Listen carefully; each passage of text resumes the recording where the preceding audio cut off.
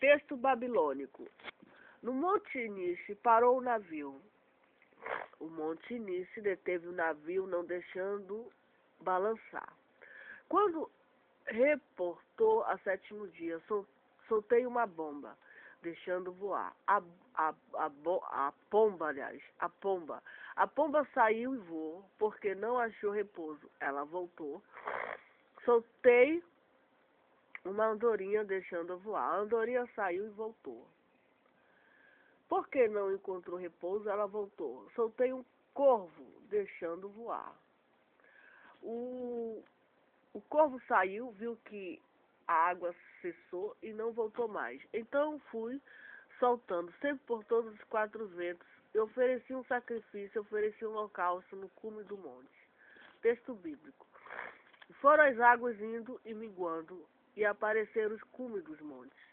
E aconteceu que ao cabo de 40 dias abriu Noé a janela da arca e soltou um corvo, que saiu indo e voltando até que as águas se secassem de sobre a terra. Depois soltou uma pomba, a ver se as águas tinham minguado sobre a terra, a face da terra. A pomba, porém, não achou repouso para a planta do seu pé e voltou a ele para a arca, porque as águas estavam sobre a face de toda a terra. Esperou ainda outros 7 dias e tornou a enviar a pomba fora do arco. E a pomba voltou a ele sobre a tarde, e eis arrancado uma folha de oliveira do seu bico, e conheceu Noé que as águas tinham minguado sobre a terra. Então esperou ainda outros 7 dias, e enviou a pomba, não mais tornou mais a ele. Então Noé saiu, e sua mulher e seus filhos, e tomou todo animal limpo, e toda árvore limpa, e ofereceu holocausto sobre o altar. Gênesis 8, 5, 20. Nos outros paralelos babilônicos, a semelhança dá menos na vista, sendo até provável que em casos isolados se trate de analogias casuais. Mas seja como for, o certo é que tradições e concepções babilônicas eram também conhecidas em Judá e Israel, e que certas ideias e motivos de uma forma mais ou menos modificada foram também incluídos na literatura bíblica. Monumento bem importante nesse setor é o Código de Hammurabi. A pedra em que o referido código está gravado foi descoberta nas ruínas da cidade de Suzã, na Pérsia, no inverno de 1901-1902. O texto do código foi pela primeira vez publicado por... Agora o nome do homem é difícil, Shell, em 1902, causando logo uma grande sensação. Muitos sábios pretendiam ver nas leis de Pentateuco simples imitação ou cópia modificada no Código de Hammurabi, a denominada escola de Pan-Babilônica, Jeremias e outros. Encontrava nisso especial confirmação de sua tese, que todos os povos da Ásia Menor, inclusive os judeus, auriram toda a sua sabedoria na Babilônia. Mas hoje em dia rejeita-se esse babilonismo exagerado do fim do século XIX e princípio do século XX. Não há que negar as semelhanças e conexões, porém, numa pesquisa mais acurada, também aparece claramente a diferença e a originalidade do desenvolvimento espiritual em Israel. Efetivamente, algumas leis avulsas do Pentateuco assemelham-se, segundo a sua formulação, às respectivas formas do Código Babilônico, sendo até provável que o direito babilônico e particularmente o Código de Hammurabi estivesse conhecido na Palestina também. Porém, de um modo geral, quando confrontamos o direito bíblico com o Oriente Antigo, ressalta mais a diversidade que a semelhança. O direito babilônico cuida, em primeiro plano, de proteger a vida e os bens do cidadão, determinando severos castigos não só para os assírios, como também para o roubo e furto, ao passo que as leis bíblicas visam, antes de qualquer coisa, a proteção dos a proteção dos socialmente fracos e defende os assalariados, os servos estrangeiros, os órfãos e as viúvas, enquanto que as outras leis do Antigo Oriente contêm, por exemplo, disposição para assegurar os direitos do credor. Encontramos no Pentateuco, ao invés disso, uma série de leis que favorecem o devedor. O mesmo se pode afirmar em relação ao direito escravista. Em Deuteronômio, proíbe-se expressamente a entrega de um escravo que fugisse do seu amo e passasse, o passo que pelo Código de Hammurabi, aquele que esconde o escravo fugido merece a pena de morte. Ainda em muitos outros detalhes se notam consideráveis diferenças entre as leis bíblicas e as da Babilônia.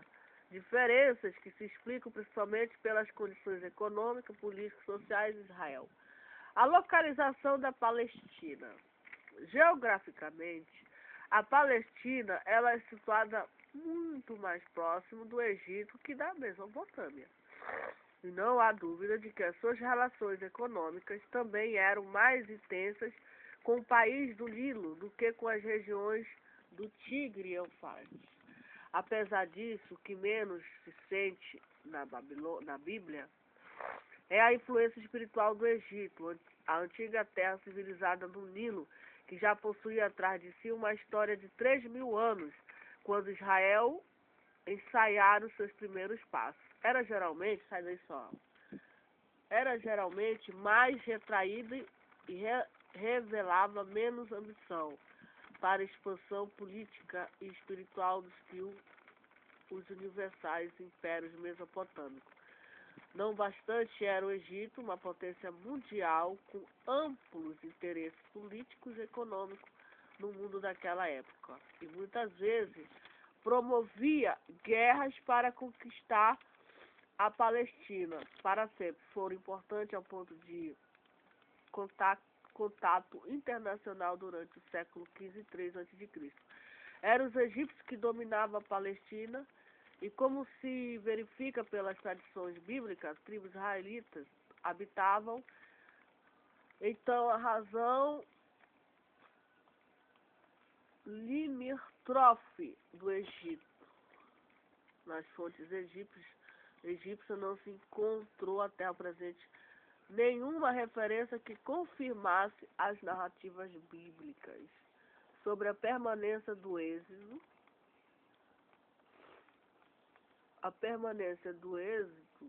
dos judeus naquele país. Contudo, a maioria dos pesquisadores julgava haver fundo de verdade nessa narrativa. E certa prova disso também vem no número relativamente grande de nomes e expressões egípcios que se encontram nos respectivos capítulos do Pentateuco. Até nomes judaicos, tais como Moisés e Pinha, são de origem egípcia.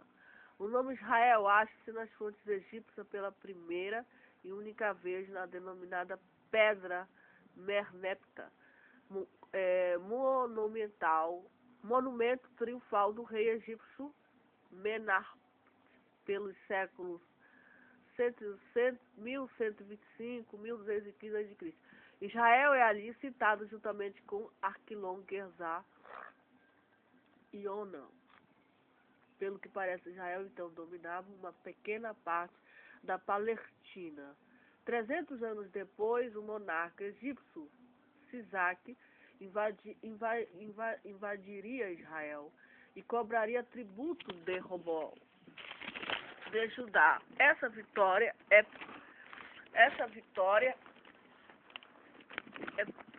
perpetuada numa gravação em alto relevo que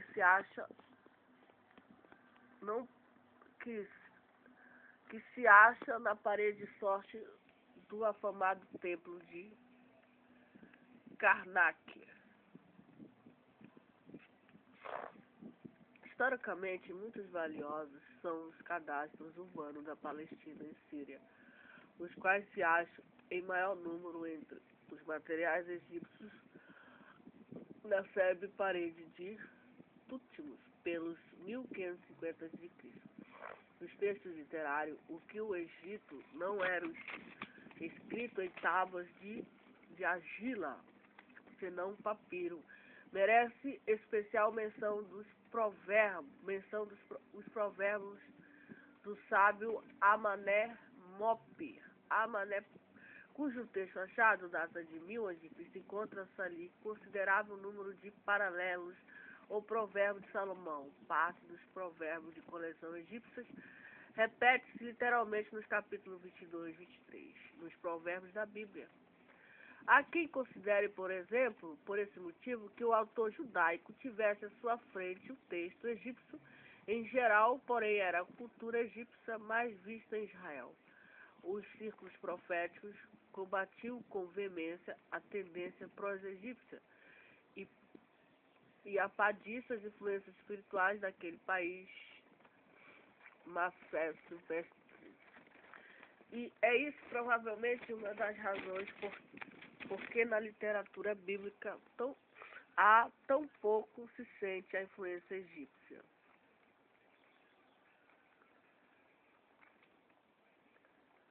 Depois disse o Senhor a Noé: entra na arca, tu e toda a tua casa, porque tenho visto que é justo diante de mim nesta geração. Gênesis, porque passado aí, olha, veja, a geração de Noé, vamos fazer um comentário aqui sobre esse assunto. A geração de Noé durou quantos anos? Antigamente, Noé, quando foi os homens de antigamente, duravam mais de 1000 anos. Diz a Bíblia, não é eu. Então, Noé tinha quantos anos quando falou com Deus face a face? Mais de 300 anos, a Bíblia fala, eu não lembro. Eu sei que Noé morreu com não sei quantos anos. Então veja, a geração dele, mais de 100, 200, 300, 400, a geração dele, naquele tempo. A geração dele, ou seja, aquele povo todo ali que foi gerado com ele, viveu ali com ele, todo aquele povo ali, a geração dele.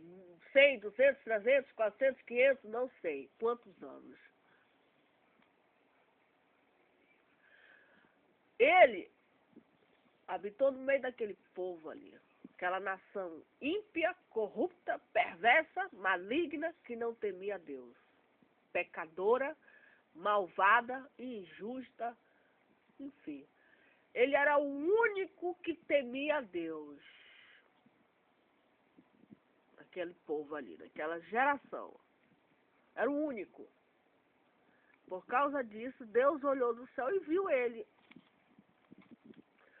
Todo mundo se fazendo o que dava na telha, todo mundo fazendo o que bem parecia bem aos seus olhos, não tinha lei, eram bárbaros, eram ímpios, não temiam, não tinham fé. Ímpio significa pessoa que não possui fé, não possui uma confiança em alguém.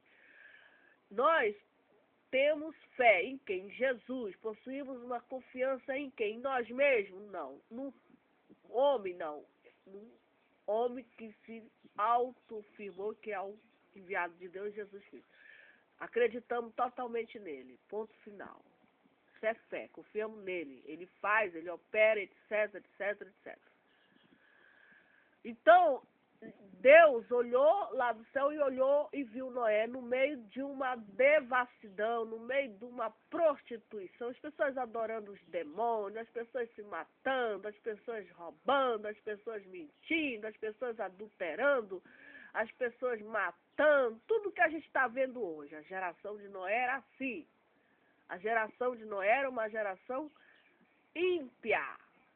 Pessoas não tinham fé, eram distantes de Deus, não andavam com Deus. E Noé foi o único que andou com Deus. E Deus olhou e viu. E hoje, na nossa geração, é a mesma coisa. Não vamos imaginar, não vamos pensar que, é a mesma coisa. Deus olhou para a geração de Noé, viu aquele povo todo se matando, se defraudando, se aborrecendo, se odiando, tendo inveja um do outro, brigando, não tinha paz, não tinha harmonia, vivendo em guerra, etc, etc, etc. infidelidade, os demônios estavam ali, etc. Porque quando uma pessoa pensa em matar outra, é o espírito do demônio que está ali. Espírito do demônio. Então, Noé andava com Deus. E hoje é a mesma coisa. Diante de um cenário caótico, crítico, diante de um caótico de ímpios, pessoas não tenho fé, não acredito em Deus, quem é Deus? Deus não existe, não sei o que, não sei o que, não sei o que. As pessoas não se rendem, não dão glória a Deus, não se rendem aos pés de Deus. Vivem como se... Eu faço o que eu quero, eu faço isso, eu faço aquilo, eu sou dono do meu nariz, etc. Deus, eu mando na minha vida, etc. Não é submisso, não acata as ordens de Deus, não lê a Bíblia, enfim, vai, pega o retar, eu mando isso, eu mando aquilo, me aborreceu, eu mando matar, eu mando dar uma caça, enfim. Era dessa maneira. Não existia o temor de Deus. E Noé se salvou porque ele andava com Deus. E hoje é a mesma coisa. Deus olha lá do céu e vê as pessoas, o marido matando a mulher matando o marido, os filhos são do mal criado com o pai, os pais também são aborrecedores dos filhos, etc, etc, etc, etc. Diante disso, Deus olha para a nossa geração e quer ver pessoas que temam a Deus. Que tenham o temor de Deus, que possuem a fé. Não, rapaz, vamos nos converter a Deus. Vamos nos humilhar diante de Deus. Olha, existe um Deus todo-poderoso. Ele está ausente, tá? Ele não se manifestou ainda? Não. Mas um dia ele vai se manifestar. Nós vamos prestar conta. Aquela pessoa, ela tem o temor a Deus. Vamos deixar de mentir. Vamos deixar de roubar. Vamos deixar de nos prostituir. Vamos deixar de briga. Vamos deixar de falar mal da vida das pessoas. Vamos orar. Vamos buscar a presença desse Deus. Do Deus da Bíblia. Aquela pessoa ali, ela tá... E é com aquela pessoa que está falando dessa maneira que Deus vai salvar. Olha, vamos crer na Bíblia, vamos acreditar na palavra de Deus. Existe um Deus, vamos orar, vamos clamar a Ele, que Ele responde. Custa um pouco, às vezes Ele responde imediato, às vezes Ele não responde. Mas vamos perseverar e buscar esse Deus. Vamos perseverar em buscar esse Deus. Porque Ele vai nos salvar daquilo, Ele vai salvar a gente do inferno, Ele salva a gente do bandido, Ele salva a gente do homem maligno, da espada, da bala, do mau motorista, daquele motorista mau, do mal, enfim, Ele nos salva da ira do faraó, do tirano, da assassina, daquela mulher que manda matar, etc. Ele nos salva dos planos diabólicos, conspiração. Lá no trabalho tem alguém que está com inveja de mim, está com inveja do meu talento, do meu dom, não gosta de mim, quer fazer o mal para mim, quer me matar, etc. Da mulher que não gosta do marido, trai o marido, aí pega o amante, manda matar o marido também quer se livrar da mulher, quer ter outras aventuras, etc. Quer que a mulher morra para que ele seja livre, etc, etc. Então, são desses planos, pensamentos diabólicos que Deus nos livra. São pensamentos, são opiniões e desejos diabólicos. Porque a Bíblia diz, não é, quando a gente deseja a morte de uma pessoa no coração, a gente está pecando diante de Deus. A gente peca diante de Deus. A gente não tem que desejar a morte daquela pessoa. Tem que desejar que aquela pessoa se arrependa dos pecados dela, que ela se arrependa das iniquidades dela e que ela se volte para Deus. Não desejar que se fulano morresse, a minha vida seria outras coisas. Se esse fulano não existisse, a minha vida seria diferente. Mas esse fulano atrapalha a minha vida.